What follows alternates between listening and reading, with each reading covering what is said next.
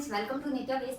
और आज से हम शुरू कर रहे हैं यूजीसी नेट इंग्लिश का कोर्स, जिसके अंदर आपको नेट से रिलेटेड इंग्लिश के सारे इंपॉर्टेंट टॉपिक्स यहाँ पर करवाए जाएंगे। तो चलिए स्टार्ट करते हैं। इंग्लिश लिटरेचर या इंग्लिश एक लैंग्वेज है जो कि धीरे धीरे समय के साथ डेवलप हुई है। और कोई भी लैंग्वेज उसकी स्टडी करने से पहले उसके इंपॉर्टेंट वर्क्स, उसके राइटर्स, उसके पोएट्स, उनके वर्क्स के बारे में पढ़ने से पहले हमारे लिए भी जरूरी होता है कि हम उसके बैकग्राउंड को जानें कि वो लैंग्वेज कहाँ से डेवलप हुई है, कहाँ से शुरू हुई है, कैसे उसका ओरिजिन और डेवलपमेंट हुआ है।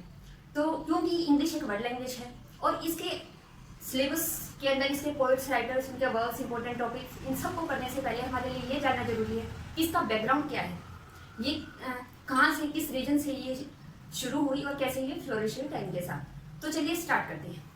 इंग्लिश लैंग्वेज जो है उसका रिलेशन है ब्रिटेन से।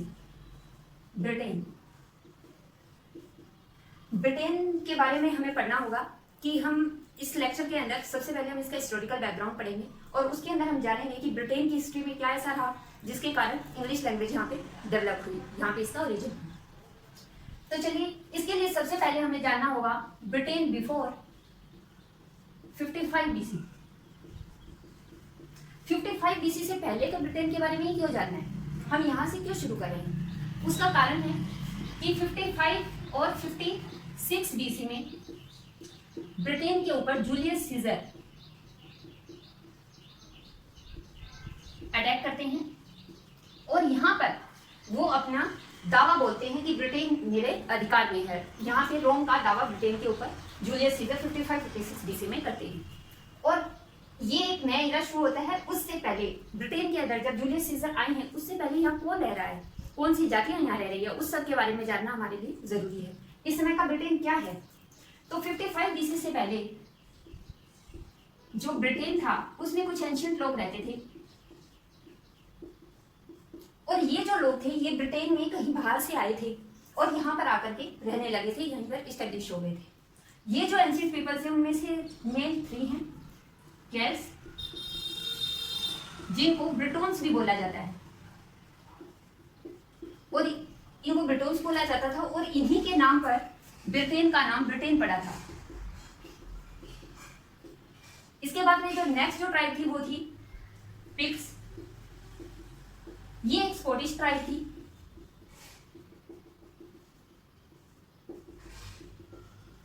और ये लड़ाकू तरह के लोग होते थे, ये हमला करते थे, दूसरों पर अटैक करते थे, लूटपाट करते थे और उसी से इनका ये अपना लोग जीवन यापन करते थे। इसके बाद जो थर्ड थे वो थे गेल्स, जो कि आयरलैंड से बिलोंग करते थे। अब मेनली जो ब्रिटेन में रह रहे थे वो थे केल्ट्स लोग। और जब जूलियस सीजर का अटैक होता है और यहाँ पर रोमन एम्पायर स्टेब्लिश होती है ब्रिटेन के अंदर, उसमें केल्ट्स लोग थे। अब यहाँ पर हम बात करते हैं रोमन कॉन्क्विस्ट की। रोमन कॉन्क्विस्ट होता है 55 और 56 BC में। जब यहाँ पर रोमन कॉन्क्विस्ट होता है, जूलियस सीजर अपना दावा करते हैं ब्रिटेन के ऊपर, लेकिन वास्तव में यहाँ पर पूरी तरह से ब्रिटेन के अंदर रोमन एम्पायर को इस्टेब्लिश होने में अगले 100 साल लग जाते हैं, 100 ईयर्स। जब 43 AD के अंदर एक रोमन एम्परर होते हैं, रोमन एम्परर क्लोडियस। ये नाम तो आपने नहीं पढ़ा होगा, हेमलेट के अंदर भी है। तो जो रोमन एम्परर क्लोडियस थे, इन्होंने 43 AD के अंदर पूरी तरह से ब्रिटेन को अपने अंडर ले लिया और यहाँ पर पूरी तरह से रोमन एम्पायर एस्टेब्लिश हो गई। और इसके बाद में अगले 400 ईयर्स तक ब्रिटेन के अंदर रोमन एम्पायर का शासन चलता है। अब हम पढ़ेंगे कि इन 400 ईयर्स के अंदर कुछ इंपॉर्टेंट बातें हमारे लिए जानने जरूरी है, उनको पढ़ेंगे। और इसके बाद में 407 AD में रोमन एम्पायर यहां से हट जाती है। रोमन एम्पायर यहां से चली जाती है। अब एक शासन यहां से क्यों हटा लिया जाता है, इसके बारे में जानते हैं।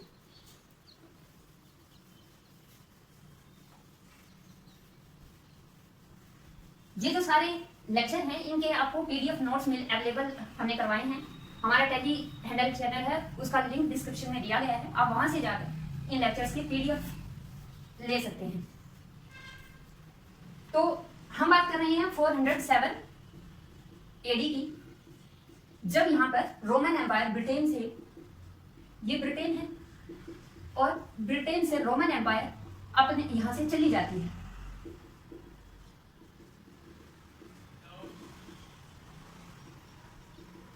अब क्वेश्चन ये है कि रोमन एम्पायर यहाँ से क्यों चली गई, इसका रीजन क्या था? तो इसका रीजन था कि जो रोमन एम्पायर का जो सेंटर था इटली, वहां पर अटैक्स होने लगे थे और जो इनका रोमन एम्पायर का जो सेंटर या पावर हाउस था इटली, वहां पर इनकी सत्ता को खतरा हो गया और उसे संभालने के लिए इन लोगों को ब्रिटेन से अपना शासन हटाना पड़ा।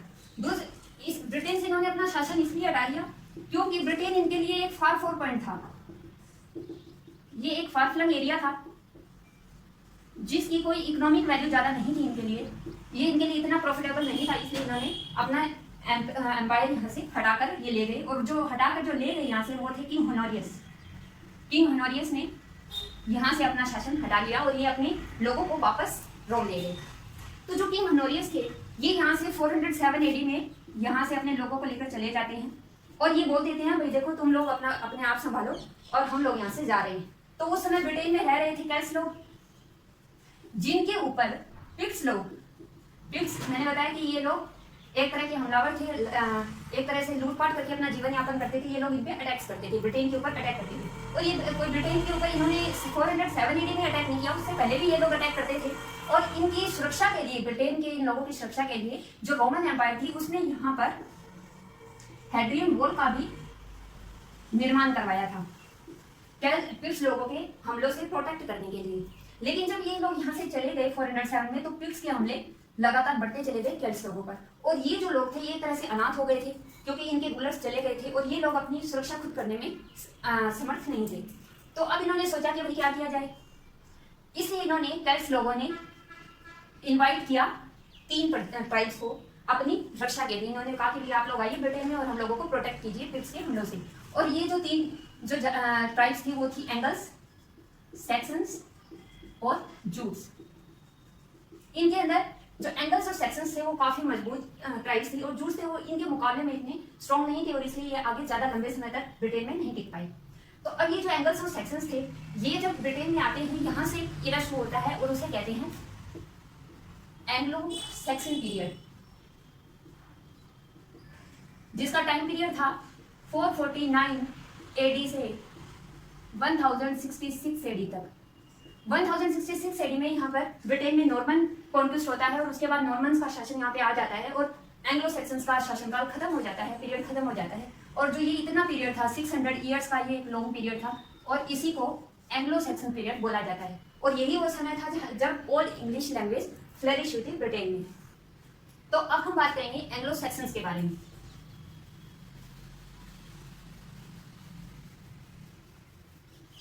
इन लेक्चर्स को अच्छे से समझाने के लिए मैप्स हैं और वो मैप्स आपको पीडीएफ नोट्स में दिए गए हैं, जिससे आप एंग्लो सेक्शंस किन किन रीजन से आए, कैसे आए, वो आप इनके मैप के थ्रू भी पीडीएफ नोट्स में समझ सकते हैं। और पीडीएफ का जो लिंक है वो हमारे टेली हैंडल के ऊपर, टेली हैंडल पर पीडीएफ है और उसके लिंक आपको डिस्क्रिप्शन बॉक्स में दिया गया है। तो अब बात करते हैं एंग्लो सेक्शंस की। एंग्लो सेक्शन पीरियड जो था 449 BC 449 AD से 1066 AD तक। अब हम जानते हैं कि एंग्लो सेक्शंस कौन थे। एंग्लो सेक्शंस सॉरी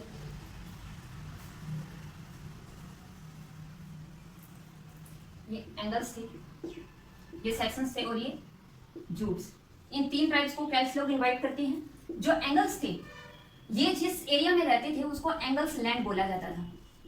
जब ये ब्रिटेन में आए और जहाँ रहने लगे उस एरिया को एंगल्स लैंड बोला जाने लगा और इसी से ब्रिटेन का नाम इंग्लैंड पड़ा, उस एरिया का नाम इंग्लैंड पड़ गया।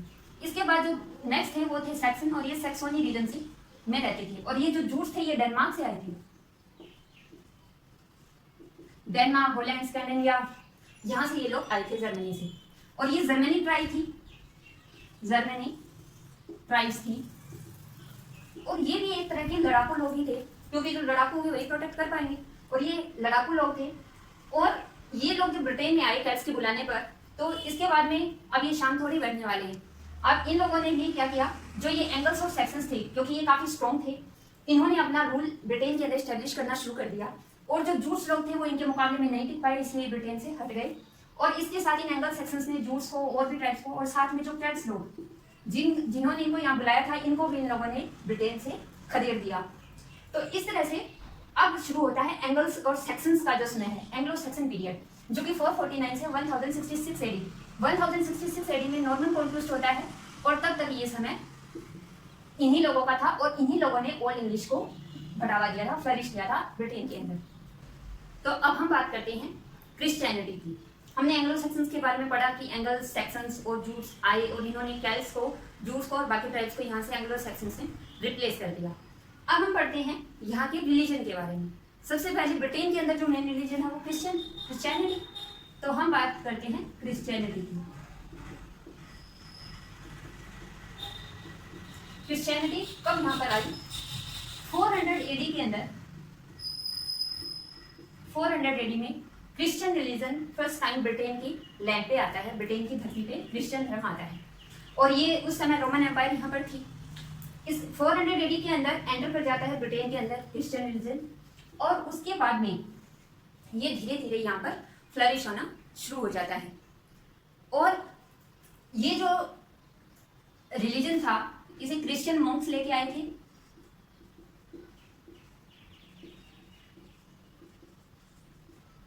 क्रिश्चियन मॉन्क्स, और हमने देखा कि 407 में रोमन एम्पायर जब यहाँ से हट जाती है, उसके बाद में ये जो एंग्लो सेक्शंस लोग यहाँ पे आते हैं, तो जब ये एंग्लो सेक्शंस धीरे धीरे 407 के बाद आना शुरू हो जाते हैं। और अब इस समय जब ये क्रिश्चियन रिलीजन यहाँ पे आ रहा है, उससे पहले भी तो कोई रिलीजन होगा इस लैंड का।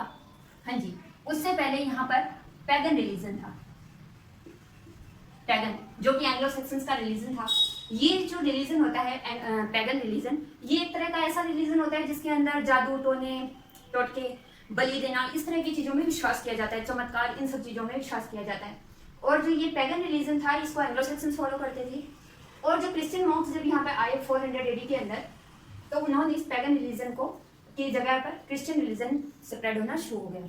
इसके बाद में जो सेकंड जो इम्पोर्टेंट जो इवेंट होता है वो होता है 597 के अंदर, जब सेंट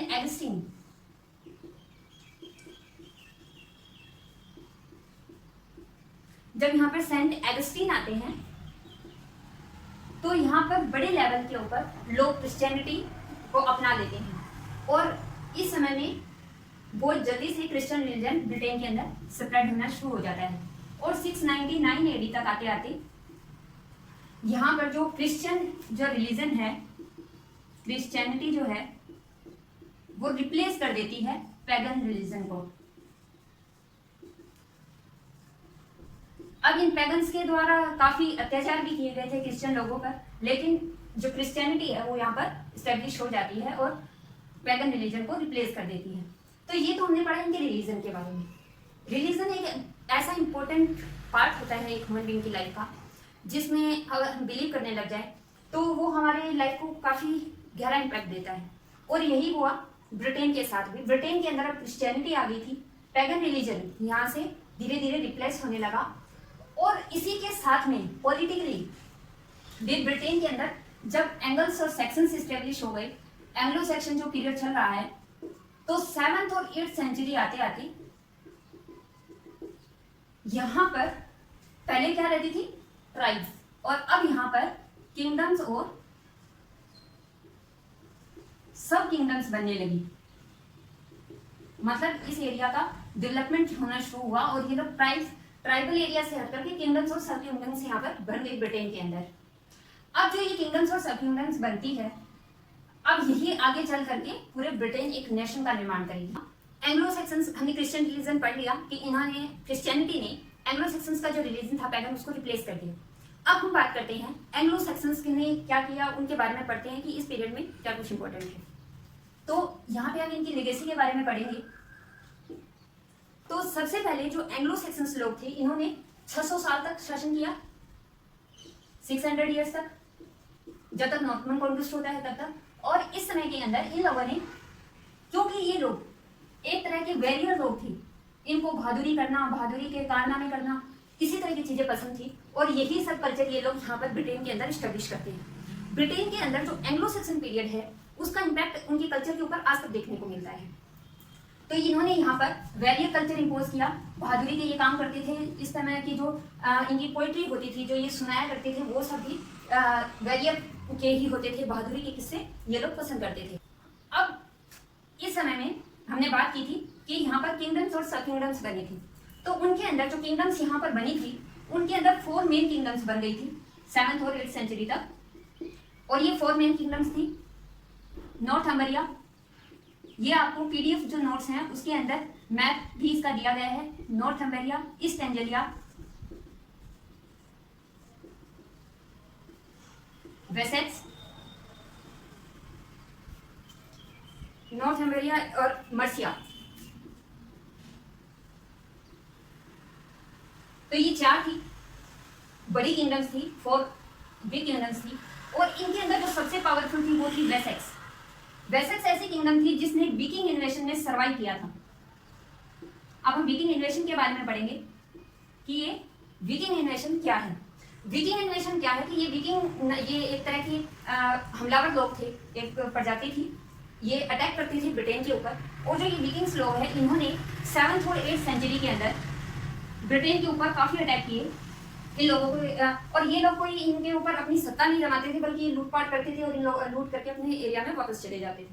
तो इस समय में नॉर्थम्बरिया, ईस्ट एंजेलिया, मर्सिया और बाकी भी जो थी वो कोई भी इसमें सर्वाइव नहीं कर पाया था। सिर्फ एक वेसेक्स ऐसा किंगडम था जिसने इसमें सर्वाइव किया था। ये कभी नहीं आ रहे थे विकिंग से और इसीलिए जो वेसेक्स था वो इन सब में पावरफुल हो गया।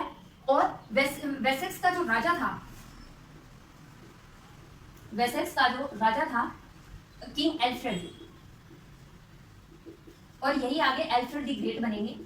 जो एल्फ्रेड थे इन्होंने पूरे इंग्लैंड को एक तरह से यूनाइट करने का काम किया, क्योंकि ये सबसे बड़े थे तो इनके अंडर सब कुछ आ गया। वेसेक्स के अंडर ये सारी किंगडम्स आ गई, तो एक तरह से ब्रिटेन के अंडर आ गया वेसेक्स के अंडर।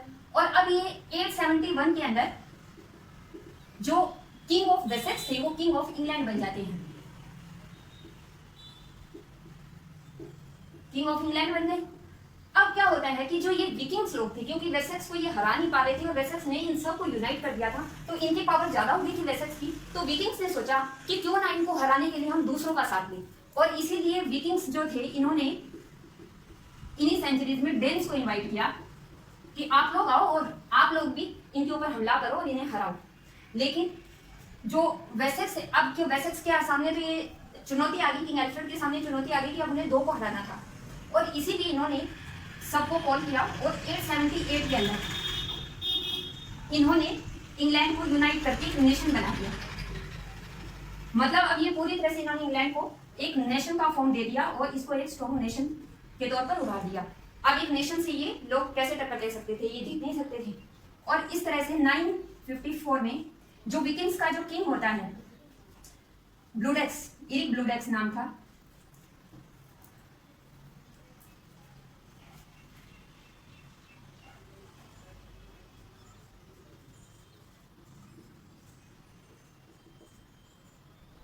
इरिक ब्लूडेक्स 954 के अंदर जो वेसेक्स की जो आर्मी है वो उसे मार गिराती है और इस तरह से वेसेक्स विनर हो जाता है। तो यहां से जो समय था वो एक इरा शुरू होता है इंग्लैंड के यूनाइटेड नेशन बनने का। अब जो एल्फ्रेड द ग्रेट है वो पूरे इन्होंने बहुत बड़ा काम किया है। इन्होंने पूरे ब्रिटेन को एक कर दिया है, एक नेशन की फॉर्म उसे दे दी है और इस तरह से अब एक नया इरा स्टार्ट होता है। और जो किंग एल्फ्रेड है वो अब यहाँ पर कुछ काम करने वाले हैं जो कि काफी इंपॉर्टेंट होने वाले हैं। अब सबसे पहले तो जो ये किंग एल्फ्रेड थे ये एल्फ्रेड द ग्रेट बन गए क्योंकि इन्होंने काम इतने अच्छे किए। इन्होंने एंग्लो सैक्सन एरिया जो ब्रिटेन था उसको अच्छी तरह से, उसको इकोनॉमिकली, उसको मिलिट्री से भी हर तरह से इसको अच्छा बनाया, स्पोर्ट बनाया, लोगों को डेवलप किया और इसके साथ ही इन्होंने लैंग्वेज के डेवलपमेंट पर भी बहुत सारा साथ दिया। एल्फ्रेड द ग्रेट इन्होंने एंग्लो सैक्सन क्रॉनिकल शुरू किया।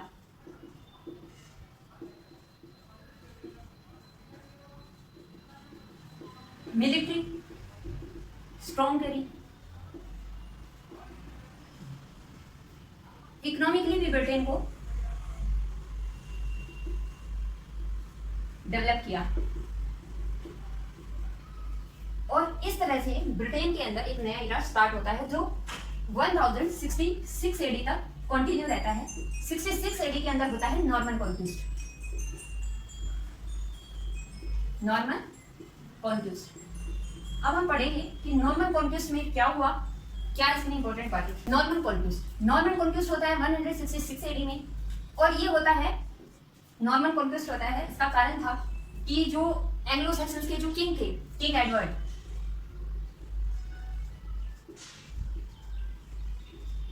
इनकी डेथ हो जाती है लेकिन इनका कोई हायर नहीं था, इनका कोई वंशज नहीं था, इनकी अपनी खुद की कोई संतान नहीं थी और इस कारण से ये बिना संतान के मर जाते हैं। और जब इनकी मृत्यु होती है तो उससे पहले ये अपना उत्तराधिकारी, एक पावरफुल नोबल होते हैं उस समय के, हैरोल्ड गॉडविनसन, उनको ये अनाउंस कर देते हैं कि मेरी डेथ के बाद हैरोल्ड गॉडविनसन को राजा बना दिया जाए। और जैसे इनकी मृत्यु होती है उसके तुरंत बाद हैरोल्ड गॉडविनसन को क्राउन कर दिया जाता है, इन्हें ब्रिटेन का राजा बना दिया जाता है। लेकिन किंग एडवर्ड के एक रिलेटिव होते हैं William of Normandy. William of Normandy ये जो थे, इनको ये था कि एडवर्ड की मृत्यु के बाद जो ब्रिटेन का जो राजा है वो इन्हें बनाया जाएगा, लेकिन ऐसा नहीं हुआ। हैरोल्ड गॉडविनसन को बना दिया गया, राजा बना दिया गया और जो विलियम थे वो नाराज हो गए और इसीलिए इन्होंने, विलियम ऑफ नॉर्मैंडी ने अटैक करने की सोची कि वो ब्रिटेन पर अटैक करेंगे। अब जब ये विलियम ऑफ नॉर्मैंडी ब्रिटेन पर अटैक करते हैं और इनके साथ नॉर्मन्स भी थे और जो ये नॉर्मैंडी जब अटैक करते हैं तो उस समय बैटल होती है, बैटल ऑफ हेस्टिंग्स। और इसके अंदर बैटल ऑफ हेस्टिंग्स में हैरोल्ड की गॉडविनसन की मृत्यु हो जाती है और यहीं से नॉर्मन एरा शुरू हो जाता है। और यहाँ से 1066 एडी से एंग्लो सैक्सन्स का जो लास्ट किंग था हैरोल्ड गॉडविनसन, उसकी मृत्यु हो जाती है और उसके बाद से न्यू एरा स्टार्ट होता है। तो ये था एंग्लो सैक्सन्स की हिस्ट्री। अब हम इसके लिटरेचर के बारे में पढ़ेंगे कि एंग्लो सैक्सन्स के समय में ओल्ड इंग्लिश लैंग्वेज कैसे डेवलप हुई, कौन कौन से मेन राइटर थे, कौन कौन से वर्क्स थे, ऐसी मैन्युस्क्रिप्ट्स थी जो हमें मिली हैं जिनसे हमें इस समय के वर्क्स के बारे में पता चलता है। और जो एल्फ्रेड द ग्रेट, जिन्होंने इतना अच्छा काम किया एंग्लो सैक्सन जो प्रोज था उसको डेवलप करने में, ओल्ड इंग्लिश को डेवलप करने में, क्योंकि जो रोमन्स जो लोग थे उनकी लैंग्वेज थी लेटिन। और उस समय के जब एंग्लो सैक्सन्स आए थे उस समय के ज्यादातर जो काम थे वो लेटिन के अंदर थे और जो एंग्लो सैक्सन्स थे उनकी लैंग्वेज थी ओल्ड इंग्लिश।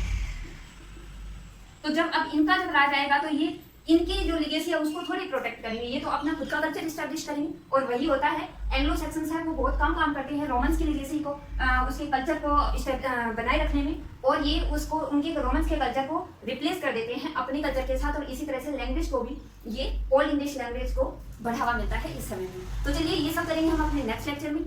होप सो आपको लेक्चर समझ आया होगा। मिलते हैं नेक्स्ट वीडियो में। Till then keep practising. Thank you. और आप इनकी पीडीएफ नोट्स हमारे टेली हैंडल से ले सकते हैं और उसका लिंक डिस्क्रिप्शन में दिया गया है।